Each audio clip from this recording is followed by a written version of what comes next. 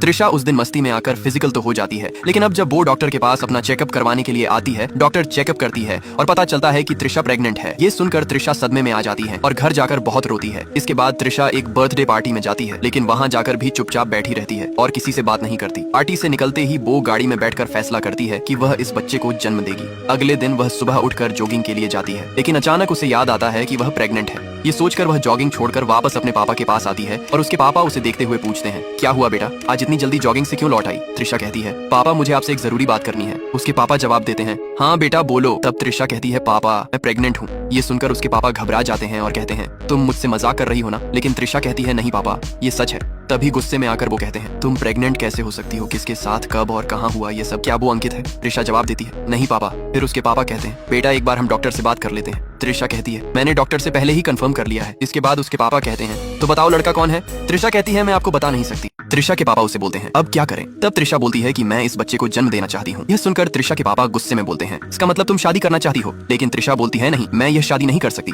यह सुनकर त्रिशा के पापा बोलते हैं, क्या बात कर रही हो? तुम मुझसे शादी क्यों नहीं करना चाहती हो? त्रिशा फिर बोलती है, नहीं हो सकती। इसके बाद त्रिशा के पापा बोलते हैं, क्या हुआ, क्या वो लड़का शादीशुदा है? त्रिशा बोलती है, नहीं। फिर त्रिशा के पापा बोलते हैं, तो फिर क्या दिक्कत है? तुम एक काम करो, तुम अबॉर्शन करवा लो। लेकिन त्रिशा इसमें भी राजी नहीं होती है। इसके बाद त्रिशा के पापा उस पर भड़क जाते हैं और गुस्से में चले जाते हैं। रात को त्रिशा अपने पापा को गार्डन में उदास बैठे देखकर पास जाती है और कहती है, आप मुझसे नाराज हैं? पापा बोलते हैं, हाँ। इसके बाद त्रिशा अपने पापा से बोलती है, क्या मैं इस बच्चे के पापा को बता दूं? ये सुनकर त्रिशा के पापा बोलते हैं, क्या उसे पता नहीं है? त्रिशा बोलती है, नहीं। फिर पापा पूछते हैं, क्या तुम उसे अपनाना चाहती हो? त्रिशा जवाब देती है, नहीं। इसके बाद त्रिशा के पापा बोलते हैं कि अगर ये लड़का ये सुनकर खुश हो जाए तो तुम्हारा क्या रिएक्शन होगा?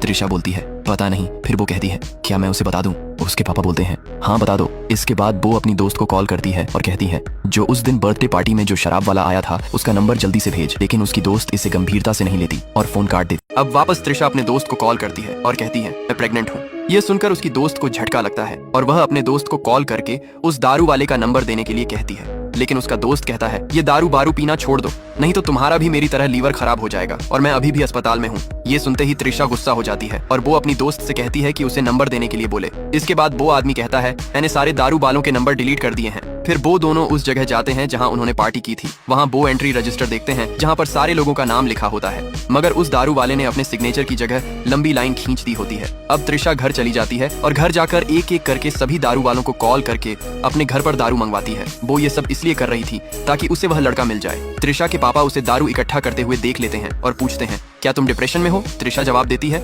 नहीं पापा, मैं किसी और वजह से ये सब मंगवा रही हूँ। इसके बाद उसे एक और दारू वाले का कॉल आता है। जब घर से बाहर निकलती है तो देखती है कि वो वही लड़का है जिसे वो ढूंढ रही थी। त्रिशा बहुत खुश हो जाती है और दौड़ते हुए जाकर उस लड़के को गले लगाती है। ये दोनों एक दूसरे को गले लगाने के बाद गाड़ी में बैठ जाते हैं। रास्ते में वह लड़का पूछता है, तुम्हें मेरा नंबर कहाँ से मिला? त्रिशा बोलती है, बोल मत। उसके बाद वह लड़का कहता है, क्या हुआ तुझे? मेरी परफॉर्मेंस ने हिला दिया या फिर से कोई पास के होटल में चले? इसके बाद त्रिशा उससे उसका नाम पूछती है। लड़का कहता है, विशाल। फिर दोनों होटल में जाते हैं। वहाँ त्रिशा कहती है, मुझे तुमसे एक बात करनी थी। विशाल कहता है, बोलो। त्रिशा बोलती है, लास्ट टाइम हमने जो किया था वह तुझे याद है ना? विशाल कहता है, हाँ सब कुछ डिटेल में याद है। त्रिशा बोलती है, मैं प्रेग्नेंट हूँ। ये सुनकर विशाल उदास हो जाता है और कहता है, क्या ये कंफर्म है? त्रिशा बोलती है, अगर कंफर्म ना होता तो मैं तेरे पास क्यों आती? फिर त्रिशा कहती है, मैं इस बच्चे को जन्म देना चाहती। इसके बाद विशाल रोते हुए उदास होकर कहता है, मैं अभी सिर्फ 22 साल का हूँ, कोई मुझे पापा पापा बोले ये तो अजीब लगेगा। ऊपर से मैं अभी सेटल भी नहीं हुआ हूँ। अगर शादी करूंगा तो इतनी बड़ी जिम्मेदारी कैसे उठाऊंगा? ये सुनकर त्रिशा कहती है, मैं तुझसे शादी नहीं करने वाली। तेरा और मेरा नहीं जमेगा। तुझे कोई जिम्मेदारी नहीं उठानी पड़ेगी। मैं अकेली ही इस बच्चे को संभाल लूंगी। मैंने इसलिए तुम्हें यह बात बताई क्योंकि यह तुम्हारा भी बच्चा है। त्रिशा से यह सब सुनने के बाद वह कहता है, मेरा दिमाग बंद हो गया है, मैं बाहर जाकर एक सुटा मार कर आता हूँ। यह कहकर वो बाहर चला जाता है। उधर त्रिशा मन ही मन में सोच रही थी कि कैसा डरपोक लड़का है जो कि प्रेगनेंसी की बात सुनते ही घबरा गया। विशाल सुटा मारकर अंदर आता है और कहता है, मैं काम नहीं छोड़ूंगा। त्रिशा उससे कहती है, कल मुझे चेकअप के लिए जाना है। वह लड़का जवाब देता है, मैं भी साथ आऊंगा। अगले दिन दोनों चेकअप के लिए जाते हैं और जब त्रिशा का चेकअप हो रहा था तो वो लड़का मॉनिटर देखकर डॉक्टर से तरह तरह के सवाल करने लगता है। चेकअप के बाद विशाल डॉक्टर को पैसे देने की कोशिश करता है, लेकिन डॉक्टर पैसे लेने से इनकार कर देती है क्योंकि वो त्रिशा की बुआ है। उसके बाद त्रिशा कहती है, डॉक्टर को सीधे पैसे नहीं दिए जाते बल्कि रिसेप्शन पर दिए जाते हैं। इसके बाद त्रिशा उसे बाहर छोड़कर अपने घर चली जाती है। घर पहुंचते ही त्रिशा के पापा उससे कहते हैं, मुझे उस लड़के से मिलना है, लेकिन त्रिशा मना कर देती है। उसके पापा फिर जिद करते हैं, मुझे उससे मिलना ही है। त्रिशा कहती है, अगर आप उससे मिलेंगे तो आपकी उससे लड़ाई हो जाएगी। इसके बावजूद भी त्रिशा के पापा जिद पर अड़े रहते हैं, जिसके बाद त्रिशा कहती है, ठीक है। अब त्रिशा विशाल को रेस्टोरेंट के बाहर बुलाती है और कहती है, मेरे साथ चलो, डैड तुमसे मिलना चाहते हैं। यह सुनते ही विशाल कहता है, हाँ मिलेंगे, मगर उन्हें मुझसे क्या काम। जिसके बाद त्रिशा कहती है वहाँ जाकर पता चल जाएगा। अब दोनों गाड़ी में बैठकर घर चले जाते हैं। घर पहुँचते ही त्रिशा विशाल से कहती है डैड से मिलो। त्रिशा के पापा विशाल को देखते ही अजीब सा मुंह बनाने लगते हैं। फिर वे विशाल से पूछते हैं तुम क्या करते हो।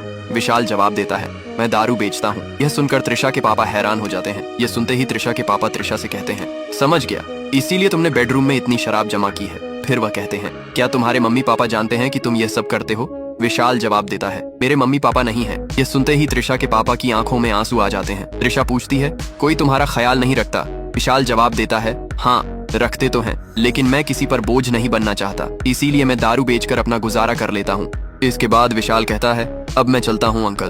त्रिशा उसे छोड़ने के लिए कहती है, लेकिन विशाल त्रिशा को आराम करने के लिए कहता है। अब शाम को खाना खाते वक्त त्रिशा के पापा बोलते हैं बेटा मैं सोच समझकर तुझसे एक बात कर रहा हूँ। त्रिशा कहती है हाँ पापा बोलिए। उसके पापा कहते हैं ये लड़का अच्छा है, हालात ने उसे बिगाड़ा है, उससे शादी कर ले। ये सुनकर त्रिशा कहती है मेरा और उसका कोई मेल नहीं है और वो अभी तक सेटल भी नहीं हुआ है, जहाँ तक कि वो चोरी की बाइक पर घूमता है। ये सुनते ही त्रिशा के पापा चौंक जाते हैं। वह कहते हैं क्या वह चोरी भी करता है। त्रिशा कहती है हाँ वो चोरी की बाइक पर दारू डिलीवर करता है। ये सुनते ही उसके पापा गुस्से में आ जाते हैं और कहते हैं अगर मैं उसे बना बनाया बिजनेस दे दूं तो क्या ये समस्या हल हो जाएगी। त्रिशा कहती है वो कभी ऐसा बिजनेस नहीं करेगा।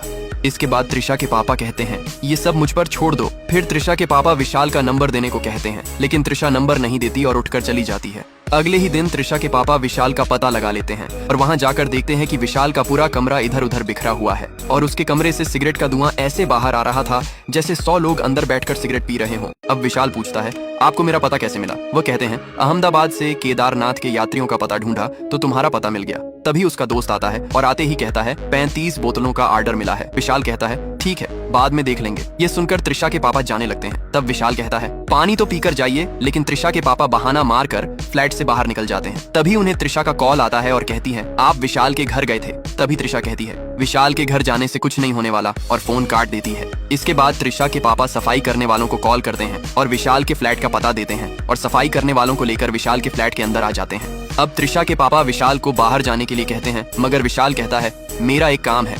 तभी त्रिशा के पापा कहते हैं दारू डिलीवरी करनी है ना, आज तुम्हारा दोस्त कर लेगा। विशाल को बाहर ले जाकर त्रिशा के पापा उसे नए नए बिजनेस के आइडिया देते हैं, लेकिन विशाल को कोई भी बिजनेस पसंद नहीं आता। तभी यह सब होते हुए त्रिशा देख लेती है और विशाल दौड़ते हुए त्रिशा से कहता है मुझे बिजनेस नहीं करना है, अंकल को समझाओ ना। और त्रिशा कहती है रुको मैं पापा से बात करती हूँ। अब त्रिशा अपने पापा से कहती है क्या जरूरत थी उसे ये सब बिजनेस दिखाने की, लेकिन उसके पापा कहते हैं मैं उसे सेटल करना चाहता हूँ। ये सुनते ही विशाल बोलता है अंकल मैं सेटल हूँ। इसके बाद त्रिशा कहती है कि आप यह सब क्यों कर रहे हो। तभी उसके पापा जवाब देते हैं तुम दोनों को एक साथ देखने के लिए। ये सुनते ही विशाल बोलता है इसका मतलब आप चाहते हो कि हम दोनों लिविंग में रहे। ये सुनते ही त्रिशा हंसने लग जाती है। इसके बाद त्रिशा के पापा बोलते हैं अगर तुम कल को बच्चा पैदा करोगे और वो बच्चा बड़ा होकर कल को स्कूल जाएगा तो उससे कोई पूछे कि तुम्हारा पापा क्या करता है तो वह क्या कहेगा कि मेरा पापा दारू बेचता है। ये सुनने के बाद विशाल कहता है मैं अपने बच्चे के लिए कुछ भी करने के लिए तैयार हूँ, लेकिन मैं अपना धंधा नहीं छोड़ूंगा। विशाल की ऐसी बातों से वो मान जाते हैं और त्रिशा के पापा त्रिशा को विशाल के साथ भेज देते हैं। विशाल त्रिशा को अपने घर ले जाकर अपना घर दिखाने लगता है और कुछ समय मजाक मस्ती के बाद वो दोनों बाइक लेकर बाहर घूमने चले जाते हैं। अब घर आते ही वह दोनों एक दूसरे को हग करते हैं और फिजिकल होने ही वाले होते हैं। तभी उसका दोस्त पुकारता है और कहता है 1 बोतल का ऑर्डर आया है। अब विशाल अपने दोस्त को बोलता है तुम चलो मैं आता हूँ। जिसके बाद विशाल वापस रूम में जाता है। अब त्रिशा उससे पूछती है कौन था, जिसके बाद विशाल बोलता है भुवन मिलने आया था। अब वापस वो अपने प्रोग्राम पर लग जाते हैं। तभी अचानक विशाल को कॉल आता है और उसे पता चलता है कि भुवन को दारू के साथ पकड़ लिया है। अब विशाल भुवन को छुड़ाने पुलिस स्टेशन पहुंच जाता है, लेकिन पुलिस वाले उसके दोस्त को नहीं छोड़ रहे थे। इस दौरान त्रिशा अपने पापा को कॉल करती है और उसके पापा के कहने पर पुलिस विशाल को छोड़ देती है। इसके बाद विशाल घर आता है तो घर आते ही देखता है कि त्रिशा घर पर नहीं है। तभी विशाल त्रिशा के घर पहुंच जाता है और कहता है तू मेरा फोन क्यों नहीं उठा रही थी।